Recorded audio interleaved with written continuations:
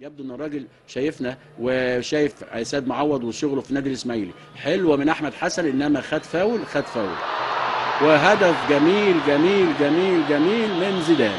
شفتوا حضراتكم؟ بقول لكم الراجل ادى فرصه كويسه جدا وعينينا على وقع، انما زيدان بالالماني يحط الهدف الاول اللي هيفرج بيها الامور وتتقدم مصر بهدف في الدقيقه 19 بواسطه زيدان اللي النهارده بينتزع النجوميه رويدا رويدا.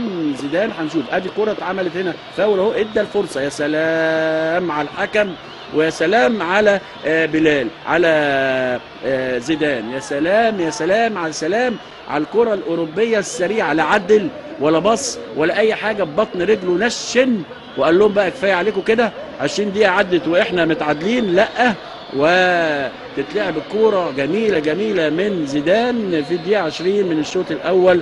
يتقدم منتخب مصر بهدف جميل لزيدان. هنا وبيهاجم من الطرف على أساس إن السيد معوض راجل بيطلع قدام، إنما السيد معوض مقفل مظبوط. وزي أهو شوف الكرة دي أي حكم يقول فاول، إنما يا سلام على الذكاء وسرعة البديهة بتاعة زيدان بهدوء جميل جميل جميل ألماني وأوروبي. يحط هدف شوقي والعرضية وتجلية وزيدان برضو.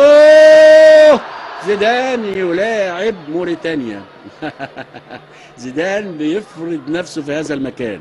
اعتقد ان عمرو زكي بيبص دلوقتي هو وميدو بيقولوا ايه الحكايه، الله الراجل ده جالنا من هنا ايه، هتبقى منافسه عندك ايه، عندك كام قوه ضربه عمرو زكي وميدو وزيدان وعماد متعب، يعني 4 قوه ضربه جامده، ضربوا مهاره عاليه جدا جدا. تتلعب الكوره مره ثانيه لحسام غالي. حسام غالي ماشي، حسام غالي يلعبها لزيدان. زيدان وادي عدى وشاط وتروح الكره لديالو حارس المرمى.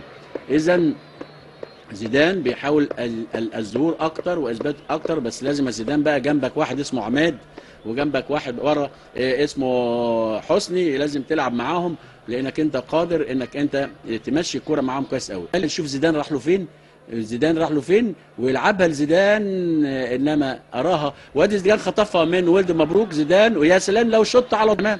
لازم نقول ان زيدان اكبر الفريق. ان هو ليه اكبر؟ لانه بياخد المكان الكويس، ارتكاز كويس قوي. وادي بص واقف هو بيجبرك انك تديله وبيجي له سيد معوض، انما ماشي زيدان ويلعبها وحشه قوي قوي لاحمد حسن.